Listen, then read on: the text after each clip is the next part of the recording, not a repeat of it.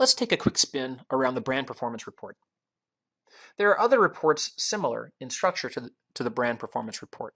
There won't always be brand on the column. There might be one for price segment or for supplier or size or category. What we're most concerned about in this tour of the brand performance report are the columns that are used.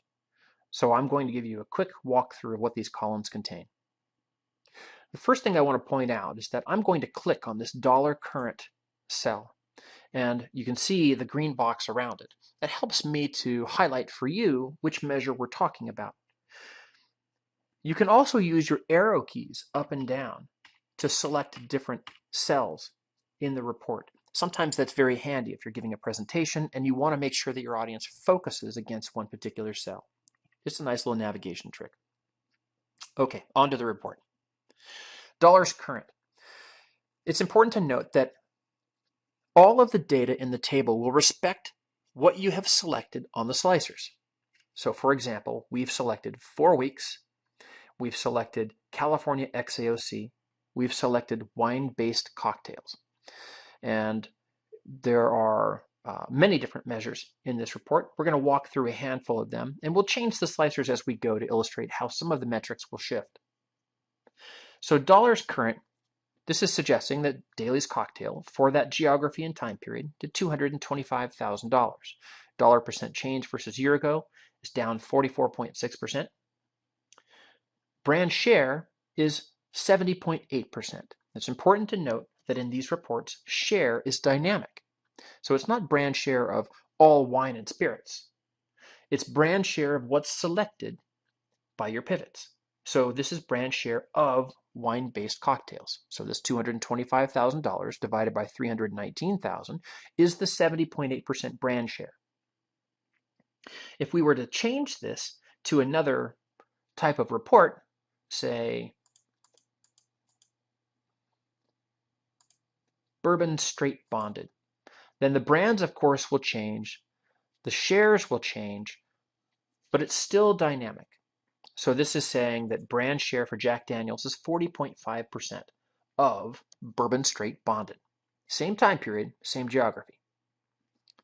Brand share change is looking at the point change between the current 4-week period and the year ago 4-week period. This, of course, would change if we selected 13 weeks.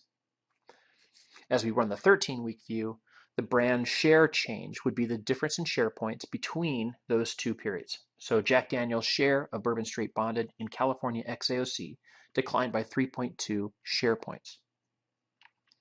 The next column is the change versus year ago, the dollar change versus year ago in the absolute dollars. So $325,000 is the amount of dollars that is different between the two.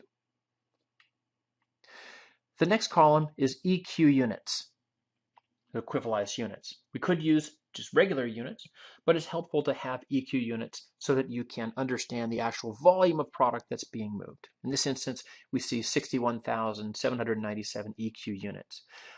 From here, we have EQ unit percent change versus year ago, the brand share of EQ units, so you can see the volume of product that Jack Daniel contains and controls, rather. And then we can see the share change. Retail current is simply the dollars current divided by the units current, not the EQ units, but the units. So this is the average retail price experienced.